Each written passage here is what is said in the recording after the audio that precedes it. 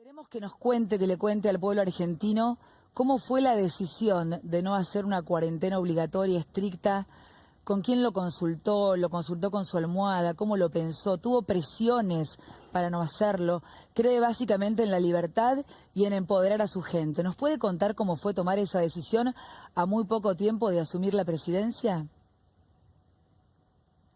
El viernes 13 de marzo son los primeros 4 casos en el país. Ahí se tomaron medidas urgentes en esas horas, cierre de fronteras, la suspensión de espectáculos públicos, la suspensión de clases y alguna otra medida más. Pasó una semana y te diría que el momento más álgido fue entre el viernes 20 de marzo y el lunes 23, porque no sabíamos todavía el real daño que podía causar esta pandemia, y obviamente llovían los mensajes de gente muy cercana, de gente amiga, de decretar la cuarentena obligatoria. Algunas gremiales, médicas, aquí hicieron un fuerte hincapié en que actuáramos de esa manera, expresidentes, partidos políticos, y la verdad que no fue un fin de semana muy lindo porque no hay un camino hecho, no había una experiencia exitosa para pararse arriba de ella, era bastante nuevo para todos, y ahí es donde uno se tiene que encontrar con lo que es, con lo que siente y con lo que quiere para su país. O sea, las decisiones mías no surten efectos sobre mi persona, surten efectos sobre 3,5 millones de uruguayos, con lo cual eso genera un peso extra arriba de los hombros y hay que hacer mucho más introspección que una decisión personal. El lunes 23, a media tarde, empezó a caer el Sistema Nacional de Emergencia, cayeron todos los ministros y escuchamos análisis prospectivos de qué podía pasar con la pandemia. A ver, los datos que manejábamos era que podían llegar a haber 1.250 casos o 250.000 casos. Estábamos caminando bastante inseguros. Pero nunca dudé de que no estaba dispuesto a una cuarentena obligatoria. Entre otras cosas, y no me quiero poner en jurista, uno nunca puede ordenar lo que no va a hacer cumplir. No hay peor cosa que un acto jurídico o una orden por parte del Poder Ejecutivo que uno no esté dispuesto a hacer cumplir. Y yo no estaba dispuesto a que muchos uruguayos dejen de salir, se tenían que ir a trabajar, a hacer el peso, a tantas cosas que la vida cotidiana así nos obliga a hacerlo. Y en ese sentido, fue una jugada de riesgo, fue una decisión de riesgo más que una jugada de riesgo, pero es la única manera que yo me sentía siendo genuino conmigo mismo y representando lo que siento y le propuse a los uruguayos ya hace muchos años, además de la campaña electoral. Y hasta ahí las decisiones del gobierno. Ahora, lo lindo de todo esto es el empoderamiento de los uruguayos, la libertad responsable, como tú decías. El Uruguay desde el 13 de marzo al 13 de abril bajó la cortina, se cerró. En el medio estaban las vacaciones de Semana Santa o de turismo. Fue increíble la actitud de los uruguayos. Y eso que en todos lados generaba una gráfica de crecimiento exponencial de la enfermedad, aquí no pasó, se controló la circulación del virus. Tiempo después, y hace rato terminamos una reunión de esas que uno disfruta porque disfruta de gente inteligente, de gente capaz, que honorariamente nos está asesorando, un grupo de científicos encabezado por 3 de ellos, pero que abajo tiene un plantel muy importante, que nos van asesorando en decisiones de gobierno. Qué importante es tener matemáticos, epidemiólogos, médicos, científicos, gente que sabe de lo que estamos hablando, que nos van asesorando en las decisiones. Y ahí llegamos a los 3 temas que tú decías que teníamos en el panel de comando. La salud como tema prioritario, pero al mismo tiempo la actividad económica y lo social. La sintonía fina entre esos 3 elementos vitales es lo que nos va permitiendo ir abriendo actividades, ir liberando un poco más la vida en sociedad, y el distanciamiento físico sostenible o sostenido y el tapaboca van ayudando a que esa conducta positiva de los uruguayos vaya dando pasos de apertura que hoy en Uruguay y en casi todo el país, salvo algunas excepciones, la cosa está funcionando con bastante normalidad en esta nueva normalidad. Presidente, ¿por qué ustedes son normales y nosotros no? Bueno, esta es la parte que empieza a ser aburrida, porque yo voy a contestar solo lo que pasa de este lado del charco, pero lo escuchamos a usted no sabría, con sentido común, decirte pero digo, cada... lo escuchamos a usted con sentido común, por supuesto, lo que está escaseando, yo me hago parte de esto, de la Argentina, usted por supuesto como presidente de Uruguay, pero lo que usted está diciendo tiene sentido común. Conversábamos hace un rato en la previa de ese famoso video que recorrió, donde yo le decía a Bernie, al ministro de Seguridad de la provincia, que tenían que empoderarnos los políticos, y es lo que usted hace. Ahora vamos a poner un tape, porque usted siempre, desde la campaña, habló de libertad, de empoderar a la gente. Por eso cuando pienso en Uruguay, pienso en gente normal, y cuando pienso en nosotros, no digo en todos, por supuesto, pero digo, qué difícil, más allá de la cantidad de habitantes que tiene Uruguay y Argentina, realmente acá simplemente se ha gobernado con un grupo un gobierno de científicos, y la verdad es que han faltado economistas, sociólogos, psiquiatras, deportistas. Digo, acá faltó un montón de gente. Claramente podríamos estar peor, no estamos para tirar manteca al techo, como decimos acá, pero ya llevamos 120 y pico de días y todavía dicen que estamos por empezar el pico. Entonces, la verdad que son demasiados días y los resultados no son los que han tenido ustedes. El estado natural del ser humano es la libertad.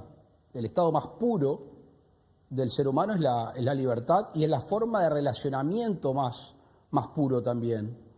Y yo soy de la teoría de que a medida que el Estado avanza, reglamenta, controla, lo que se va coartando es la libertad. Yo parto de la buena fe entre las partes. A ver, cuando era estudiante de Derecho y con algún político muy importante acá del país, he discutido sobre aquel viejo concepto de Hobbes, que el hombre es el lobo del hombre. Yo me he peleado toda mi vida contra ese concepto. El hombre es un ser social por excelencia, y no solo cuida de sí mismo, sino que cuida a su especie, para los fines más básicos, que pueden ser los reproductivos, los de alimentación, etcétera, como los fines más complejos que hoy se han desarrollado en la sociedad, como la comunicación Pero ¿sabe que tiene usted, presidente? Y en ese sentido, la libertad es fundamental. Usted viene de una clase social acomodada, y yo lo escuchaba el otro día hablar y me conmovió, y ya les pido que preparen el primer tape que tenemos para compartir con nuestro público. Usted viene de una clase social acomodada, sin embargo, a mí me emocionó muchísimo escucharlo cuando dijo: ¿cómo yo no voy a permitir que se gane el mango, como le decimos acá, a un artesano que va a vender sus cositas para llevar el dinero o la comida a su casa? Digo, lo que usted tiene como estadista es empatía frente a la gente. Si no hay empatía, no hay posibilidad de gobernar. Insisto con algo que dije hace unos minutos, mis decisiones afectan al común, mis decisiones afectan a los uruguayos. Y en ese sentido, aunque imposible lograrlo 100%, hay que ponerse en los zapatos del otro, en la vida de los otros. Y el Uruguay antes de la pandemia ya venía mal, ya venía con un déficit importante, con inflación, con desempleo, y hay muchos uruguayos que la están pasando mal.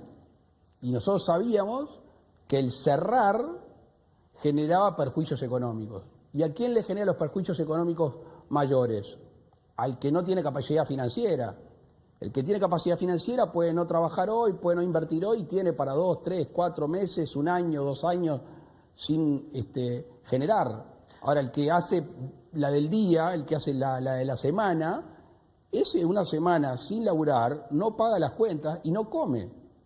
Entonces, realmente era tan drástica la medida para tomar, no era tan drástica. No, por eso no. La sintonía fina entre la salud, la economía y lo social fue fundamental, con el asesoramiento técnico, pero con las decisiones políticas. Déjeme que le tire flores y con su Sí. sentido común es fundamental. Mira, nosotros tenemos acá un presidente paternalista. ¿Usted cómo se definiría como presidente? Porque la verdad que los argentinos no queremos padres. ¿Usted cómo se define? Porque, digamos, o en todo caso un padre, pero que da libertad, ya sé que usted no va a hablar de Alberto Fernández, no es mi intención tampoco, salvo que usted quiera. Pero dígame, ¿cómo se define usted? No queremos un presidente que nos diga lo que tenemos que hacer, cuánto tiempo nos tenemos que quedar encerrados, que la única palabra que sirve es la de un grupo de científicos, infectólogos, que tampoco está tan comprobado todo lo que dicen. El ministro de Salud de este país primero dijo que el dengue iba a ser peor que el coronavirus, después que el sarampión. Digamos, arrancamos medio con el pie izquierdo. Después la verdad que la fuimos remontando y tanto los ciudadanos como la oposición hemos apoyado. Hoy sentimos que nuestra libertad está coartada. Por eso le pregunto a usted, ¿me puede definir la calle Pou? ¿Cómo se define usted como presidente? Me gusta cuando sonríe, además. A ver, una cuestión anterior. Sí. Si voy a hablar del presidente Alberto Fernández, voy a hablar bien. Sí, me parece muy Punto bien. y No le aparte. permitiría que hable mal tampoco. Yo puedo, pero usted no. Yo creo que el presidente es como un padre de una gran familia. Ahora, yo para mis hijos quiero libertad. Yo para mis hijos quiero oportunidades. Yo para mis hijos quiero que sepan andar solos por el mundo. Yo para mis hijos quiero que tengan herramientas para la adaptación a este mundo tan cambiante. Y todo eso significa que quiero que sean libres, que sepan autodeterminar y relacionarse y crecer y desarrollarse de la mejor manera. O sea, las herramientas muchas veces, porque los hijos no son todos iguales, porque los hijos no nacen todos iguales, porque los hijos no acceden todos a la misma educación ni la misma capacidad económica, no todos necesitan lo mismo o no todos tienen las mismas carencias. Y ahí está la sensibilidad de ese padre de una gran familia de saber qué necesita cada uno para desarrollarse. Por eso ya ese concepto aristotélico tan viejo de justicia, que la justicia es tratar desigual a los desiguales. Y si será difícil ser justo, que a veces con mis 3 hijos me cuesta hacer justicia con 3,5 millones. Pero eso es. Imagínese en este país que la justicia no funciona. Una gran familia sabiendo. Está reventando el teléfono, las redes sociales. La verdad que es un orgullo. Además, ¿sabe qué es usted? Usted es muy humilde, pero ¿se siente el presidente de la región? Además de creo que es uno de los más jóvenes, 46 años tiene, como el líder. ¿Usted es el líder de la región, de esta nueva generación? ¿Abdo usted? No, yo soy un servidor público y trato de hacer lo mejor posible. Siempre cuando nos reunimos con nuestro equipo, le dije, nosotros tenemos que soñar con un día, que no es el primer día de gobierno, ahí somos todos fenómenos, somos todos esperanza y expectativa. El día que nos importa es el último, en mi caso, el 1 de marzo del 2025, es el día que te pasan raya. Y lo que queremos hacer es salir por la puerta grande, no por la puerta de atrás, poderle mirar los ojos a los uruguayos, que el Uruguay sea más próspero, más justo, que haya podido adelantar algunos años en este mundo tan vertiginoso. No tengo berretines de liderar ni la región, ni nada. No soy de aquellos que piensan en el mármol, ni en el nombre de una calle, ni nada. A mí, cumplir con mi deber y después tratar de ser un ciudadano común, que sé que no va a ser fácil, siempre ser un militante político, porque eso voy a hacer toda mi vida, y empujar a las nuevas generaciones, disfrutar de mi familia, mis hijos, del deporte, y nada, sentirme tranquilo con el deber cumplido. Le quiero decir como argentina que en este país un traspaso de banda fue un dolor de cabeza, que finalmente lo logramos, lo veíamos con Tabaré, más allá de las diferencias que ustedes pueden tener, que se puedan dar la mano, que se puedan abrazar, que puedan haber terminado, si se puede decir, con la grieta, que tengan diálogo, que no vivan todos los días, más allá de los problemas cotidianos de una nación, peleándose, crispados. Usted no sabe lo que es levantarse cada día sin saber lo que nos va a pasar. Es de una inestabilidad emocional. Para los que tenemos el privilegio de trabajar, de que nos paguen, de tener un trabajo, de tener salud, pero usted no sabe la cantidad de gente pobre que hay en este país y la gente pobre que va a quedar después de la pandemia, que cuando uno ve lo que a ustedes les pasa, le juro profundamente, imagino la gente en sus casas emocionándose en la calle Pou. La verdad que, ¿cómo hacen? ¿Cómo es? ¿Siempre fue así en los últimos años?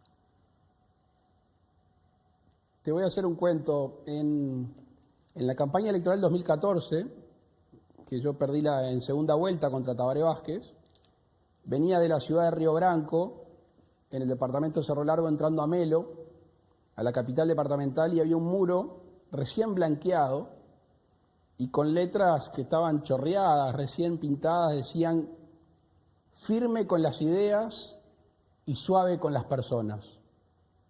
Lo había escrito un grupo de jóvenes de mi partido. Y después me enteré que era una frase famosa, pero me gustó mucho leerla de un grupo de jóvenes que se iniciaban en la actividad política. Y te diría que eso es casi un mandamiento en nuestro país: firme con las ideas y suave con las personas. Porque el que se pasa de vuelta, el que empieza a dejar de discutir las ideas y empieza a agraviar a las personas, más temprano que tarde es eyectado del sistema. El uruguayo nos exige ser mejores. El uruguayo nos exige merecernos estar un paso adelante. Y eso es un compromiso que he asumido personalmente y que nuestro equipo ha asumido personalmente. Con respecto a la pobreza, en Uruguay hay pobreza, en Uruguay hay frío, en Uruguay hay gente pasándola mal, y no es poca. Y esa es la gente que en la pandemia es los que sufren el peor efecto. El peor efecto en la salud, el peor efecto en el aislamiento y las enfermedades mentales que luego surgen, el estrés, la angustia. Y los que, terminada esta pandemia, van a quedar más rezagados de lo que estaban. Y allí hemos tratado de hacer un esfuerzo en estos tiempos de inversión de dinero que no teníamos de sobra porque la economía no venía bien, pero dijimos: ayudemos a ese que realmente la está pasando mal.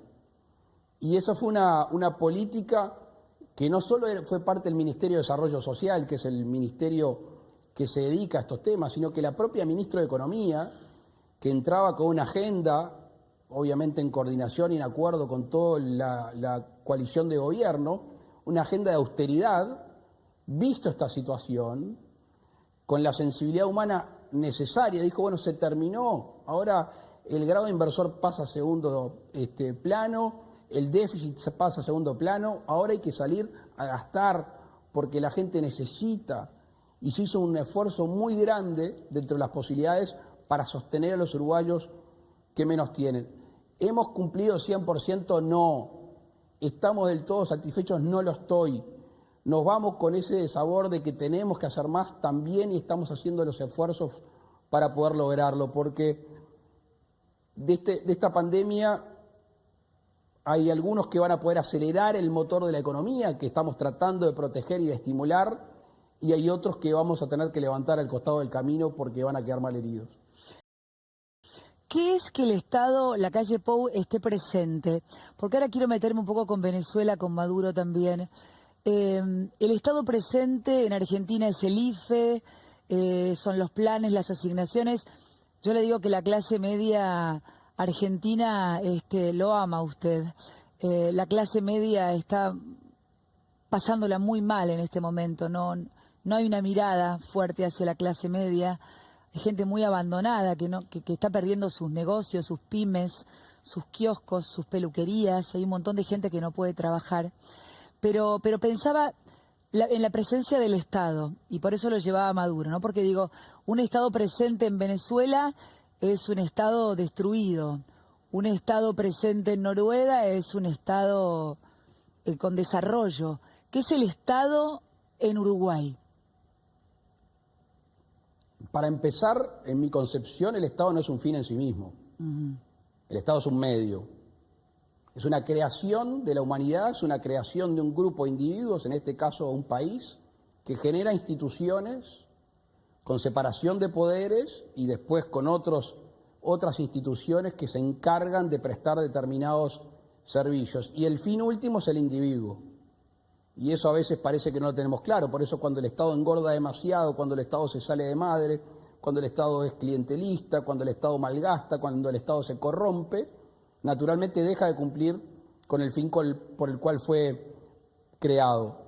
En este momento de pandemia, las medidas no fueron todas iguales. A la gente que está sin laburo, a la gente que no tiene un ingreso, eso se le duplicó, en este caso, su tarjeta social o una asignación familiar. A los pequeños empresarios, a los monotributistas, se les dio un subsidio por unos meses para que puedan sostener sus proveedores, su alquiler, etcétera, etcétera. A los que son un poquito más grandes, se le dio un crédito de aproximadamente $300 durante 2 o 3 meses para que pudieran justamente seguir en su rubro y no cortar el ciclo económico. Para los más grandes, los medianos y los grandes, se generó un sistema de garantías que tenían en el entorno hasta un tope de $2.500 millones, que obviamente estamos lejos de utilizarlo, para que puedan acceder a determinados préstamos. Y la última medida, porque nosotros recibimos mucha gente en el seguro de paro, fue un subsidio al trabajo. ¿Qué es esto? $120, $130 por trabajador retomado del seguro de paro o por trabajador nuevo en algún emprendimiento. Queremos darle acelerador, darle energía a aquellos que no van a sacar adelante en los próximos tiempos, y para eso no hay que desmantelar los aparatos productivos, no hay que desmantelar la fuerza laboral, no hay que desmantelar los hogares para que se endeuden más. Obviamente, insisto, hacemos dentro de lo posible porque los recursos el gobierno pasado lo dejó bastante escasos. Ya me voy a meter con Maduro, pero antes quiero compartir con nuestros televidentes un gesto que le pedimos a los políticos argentinos y que no fueron capaces de tener con esta tragedia, con esta pandemia. Usted se bajó el sueldo. Lo aplaudo, presidente, lo aplaudo, realmente lo aplaudo. Usted no sabe lo que los argentinos necesitamos, estos gestos. Usted no se muere de hambre por un 20% menos, ni sus ministros, ni la gente de su gabinete. Son gestos. ¿Por qué no hay más gestos como el suyo? Lo bien que le harían a las personas, al ánimo de la gente, porque estamos peleándola codo a codo y luchándola. ¿En qué momento tomó la decisión, así como tomó la decisión dura frente a las presiones que tenía de que la cuarentena no iba a ser estricta ni obligatoria, que quería la libertad de la gente y empoderar a su pueblo? ¿En qué momento dijo, yo me voy a bajar el sueldo y mi gente también? Mira, esto creo que nunca lo conté. Yo entre que ganamos en la transición, que en Uruguay es muy larga, desde fin de noviembre al 1 de marzo, analizando los números, la situación económica y cómo estaba empeorando, que hay que dar una señal muy clara. Y ya tenía pensado la posibilidad de un esfuerzo por parte, sobre todo del sistema político, en la contribución al Estado. Cuando surge la pandemia y surge la necesidad de recursos, que Uruguay hizo algo que para mí está muy bien pensado, y lo digo tranquilamente porque no fue una idea personal mía, fue el fondo coronavirus. Claramente quedó secularizado del resto de los números una bolsa de dinero que ingresa y que egresa. Ingresa, entre otras cosas, por el impuesto que pusimos durante unos meses al 20% de los sueldos públicos, ingresa por otro tipo de conceptos y egresa para lo que hablábamos hoy más temprano, etcétera, etcétera. ¿Qué le vamos a decir a la gente pasado este tema? Bueno, esto fue lo que ingresó, esto fue lo que se gastó y en esto se gastó. Otra cosa que me parece interesante contarte es que los primeros que se enteran de esta medida no fue la opinión pública. Yo dije, bueno, le voy a hacer un descuento a los funcionarios públicos que ganan más de $1.900 aproximadamente. Y llamé al sindicato de funcionarios del Estado. Vinieron a reunirse conmigo y le dije, mire muchachos, la cosa está complicada, la cosa no anda bien, voy a tomar esta medida. obviamente que no fue la mejor noticia que recibieron ni estuvieron de acuerdo. Pero las acciones posteriores no fueron en contra del gobierno. Hubo, disconformidad, pero se entendió finalmente que era un esfuerzo que el Estado debía hacer para mostrarle a los particulares. O sea que, insisto, no solo el sistema político, no solo el presidente, los ministros, senadores, presidentes de entes autónomos, diputados, etcétera, etcétera, sino que además funcionarios públicos que tienen su gremio, no les gustó, no estuvieron de acuerdo, pero entendieron el esfuerzo y actuaron en consecuencia. Cuando se lo propuse al presidente de la Nación me dijo que era un gesto demagógico y yo le digo, tenga un gesto demagógico, no me importa, pero téngalo. En este país se habla mucho de derechos humanos y cuando fue la asunción del presidente estaba invitado Nicolás Maduro. Por razones varias que no conozco tampoco no estuvo. Usted es uno de los pocos presidentes de la región que tiene los huevos de decir que es una dictadura, que es un dictador. Y por supuesto, sí, yo le hablo así, presidente, pero la verdad es que las cosas como son, porque realmente es un dictador y porque la gente se le está muriendo, porque seguramente como acá recibimos con los brazos abiertos a los hermanos venezolanos o cubanos, usted también lo hace en su país. Presidente, ¿por qué es tan difícil decir la verdad? ¿Por qué el político, estamos mal acostumbrados, en este país por lo menos, como dijo Valle, se acuerda, que los argentinos éramos chorros del primero al último, no me acuerdo la frase, y yo decía, ay, qué fuerte lo que dice, 2002, y ahora pienso, Dios mío, qué pena que eso no se haya podido revertir. En este país la corrupción mata porque mata en todo sentido, pero lo que uno siente es que a los argentinos, es una gran autocrítica que nos cuesta mucho decirnos la verdad. Preferimos la mentira, poner la mugre debajo de la alfombra, y así va pasando, y en un momento explota y vuela todo por el aire. Yo a usted lo noto un hombre que va con la verdad, que dice lo que piensa, que parece políticamente correcto por su forma, por su physique du rôle. Sin embargo, es todo lo opuesto, es un políticamente incorrecto. Es un tipo que va con la verdad y dice lo que siente. ¿Es tan difícil para el mundo de la política, para un presidente, decir la verdad, sobre todo a su pueblo? A ver, para mí es mucho más fácil, porque no tendrás que andar buscando la careta que te pusiste enfrente de determinado público para decirle determinada cosa. Y entre otras cosas, obviamente hay un tema de conciencia, pero me voy a meter un minutito en la Argentina, un minutito. Métase. Yo tengo gran admiración por los argentinos, gran admiración. Yo entiendo las críticas que ustedes se hacen a sí mismos, que a veces son muy duros. Son una gran nación. Tenemos mucha terapia encima, presidente. Gran pueblo. Yo tengo mucha terapia. Tengo amigos entrañables que me encantaría que sean uruguayos porque gente de laburo, gente de bien. Sí, claro. La mayoría de la gente es así. A veces uno lo que puede, obviamente, criticar es determinadas actitudes y acciones, pero debo decir que a nosotros nos cuesta, pues somos más chicos que la Argentina y a veces tenemos ese complejo de petizo, pero Argentina es un gran país y además que necesitamos que Argentina sea una gran nación pujante para el bien de toda la región y para el bien de nuestro país.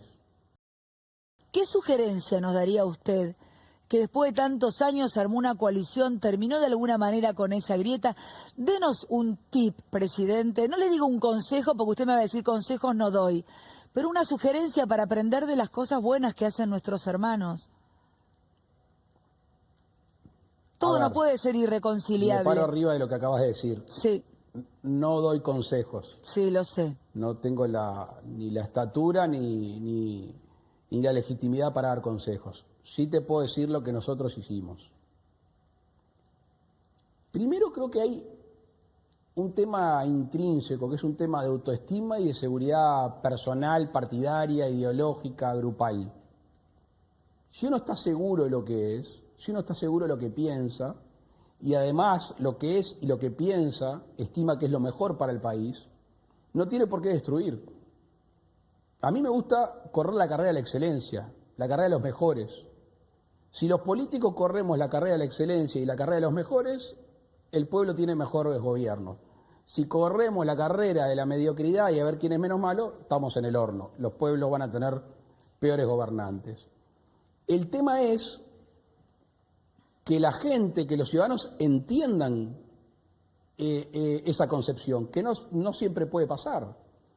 Y yo hice 21 meses de campaña, exactamente.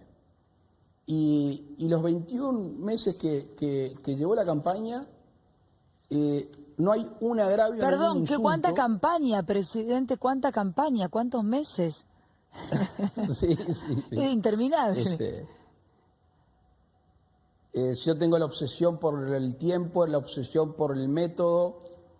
Te diría que acá en mi celular al costado tengo la cuenta regresiva, creo que hoy faltan 1.692 días para que termine el gobierno. Fue una campaña de coincidencias, una campaña de buscar acuerdos, primero porque es lo que entendemos, porque el final de la carrera, si es exitosa, ¿cuál es? Sos gobierno de todos. Si vos llegaste pegando a la mitad de un país, descartando a la otra, no gobernás nunca con una legitimación popular para todos. Entonces, primero, lo que tú decías, unidad nacional. Segundo, sabíamos desde el principio, y esto es obviamente una estrategia y una táctica política que se adecúa a nuestro pensamiento, que mi partido no ganaba solo. Nosotros necesitábamos cohesionar estructuras políticas y programas de 4 o 5 partidos. Y lo empezamos a hablar en septiembre del 2016, mucho antes de que empiece la campaña. Y llegamos por primera vez en la historia a una coalición de gobierno de 5 partidos. Nosotros somos 5 partidos gobernando. No es fácil. No. Porque con distintas sensibilidades, con distintos sesgos ideológicos, pero con un documento que se llamó Compromiso por el País, que es sobre el que, te diría, todos juramos y dijimos, esto es lo que le prometimos a la gente, esto es lo que tenemos que hacer. Con lo cual fue una campaña de unión. Y la transición, que obviamente uno siempre la quiere mejor y quiere más información. Yo soy muy crítico de los 15 años del gobierno del Frente Amplio. Fui muy crítico, me considero firme crítico del gobierno, de los 2 gobiernos de Tabaré Vázquez y el de Mujica. La transición es ordenada, es civilizada. Total. Yo me reuní con Tabaré Vázquez, nos sacamos unas pocas chispas porque la verdad que no valía la pena. Tenemos fuertes diferencias de forma de gobernar y de ideología, pero personales no llevamos los temas y por eso nos permite el tipo de transición que tenemos en nuestro país, que hace justamente lo que decía en un discurso que tú recién pasabas, que el Uruguay no cambió una mitad por la otra. Claro. Cambia un gobierno por otro, cambian los programas, cambian los proyectos, cambian los procesos, pero se construye sobre algo que de hace 200 años que venimos construyendo, cuando éramos nación antes que Estado, antes que país, y todos los gobiernos que han pasado, algo bueno dejan. Algunos dejan más malo que bueno, pero algo bueno dejan. Entonces, esa es la habilidad de un nuevo gobierno, entender que hay que pararse sobre lo bueno, cambiar lo malo y hacer cosas mejores. Presidente, usted es católico pero no juró por los santos evangelios, ¿verdad? ¿O estoy equivocada? Yo soy bautizado católico, tomé la comunión, no me considero un hombre practicante, no voy a misa, creo en un ser superior, creo en un ser superior. Cree en un ser superior. ¿Cómo se lleva a su país con el Papa? Mi país es bastante laico. El Papa Francisco tiene cercanía con algunos sacerdotes de nuestro país. Personalmente, el cardenal Sturla es un amigo mío, amigo de la familia, fue quien me casó, es una persona vocacional, creo que representa bien lo que significa la religión cristiana, católica, además que es una persona muy inteligente y muy humana. Hábleme del aborto. Dice, si bien yo tomé una posición personal en el momento de la votación, hoy como presidente tengo que respetar lo refrendado y plebiscitado en la opinión pública con una ley vigente. Uruguay tiene que tener una fuerte protección a los niños por nacer con una política de desestimulo de los abortos. El Uruguay en su constitución entiende que hay vida desde la concepción y en ese sentido un niño que no ha nacido tiene derechos. ¿Usted es pro vida, presidente? Eso es una norma constitucional, es entre otras cosas la ratificación del Pacto de San José de Costa Rica, y yo no creo que haya ningún gobernante del mundo pro muerte. Me cuesta encontrar. Creo que todos tenemos como cuidado esencial la vida, obviamente, y el reconocimiento de una vida desde el momento de la concepción no soy yo el que lo hace, es la ciencia y además lo reconoce la ley. Yo voté en contra de la ley de aborto, entre otras cosas porque nuestro país ya preveía en el Código Penal 3 o 4 eximentes del delito del aborto: embarazo deshonroso, embarazo por penurias económicas, y creo que el otro es embarazo terapéutico, aborto terapéutico, perdón. Pero es ley, y la ley la voy a respetar. Porque, entre otras cosas, se trató de concurrir para derogar esa ley vía una consulta popular y no se llegó ni siquiera el porcentaje requerido para hacer esa votación. Lo que está votado está votado. Desde nuestro punto de vista, hay que trabajar fuertemente en la educación sexual, en métodos anticonceptivos, en tratar de que no hayan embarazos no queridos. Y, por otro lado, tenemos que fortalecer y agilizar las leyes de adopción. Entre otras cosas, acabamos de votar un proyecto de ley que tiene artículos en ese sentido. Hábleme de la legalización de la marihuana.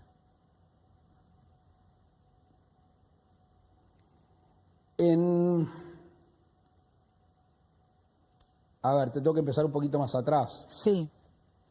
Que es en el conocimiento del tema, por la experiencia personal de adolescente y de joven. Y siempre supe que en algún momento iba a legislar al respecto. Y para hacerlo, primero debí de tener cierto anclaje político, para que no piensen que era un loquito de 26 años como entré de diputado y se le ocurría tratar estos temas. Hablé con científicos, hablé con mucha gente, estuve en Estados Unidos, en algún instituto hablando al respecto.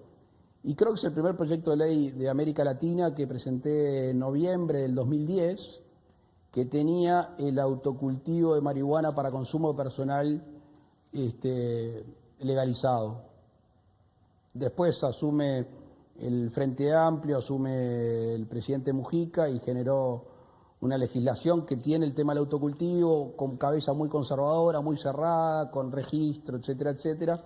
Y después todo un sistema que yo no comparto, que es la producción subsidiada por el Estado, que es la venta en farmacias, etcétera, etcétera, que tenía como fin, de alguna manera, combatir el narcotráfico, y lo que ha pasado en Uruguay en estos años, que el narcotráfico ha crecido fuertemente, que no ha bajado el consumo y que se sigue vendiendo la droga ilegal también en nuestro país. Entonces, si bien es un sistema que tiene sus cosas buenas, creo que es bastante imperfecto. Teniendo en cuenta el vínculo de Perón con su familia años atrás, ¿qué opina del peronismo? ¿Sabés que lo del vínculo de Perón con mi familia no es tal? Yo he leído alguna carta, algún intercambio de carta, pero sería muy imprudente si me refiero a la historia de un caudillo popular argentino, y sería más imprudente si me refiero a lo que hoy significa el peronismo en la Argentina. Así que, como decía en el programa de ustedes, feliz domingo, paso.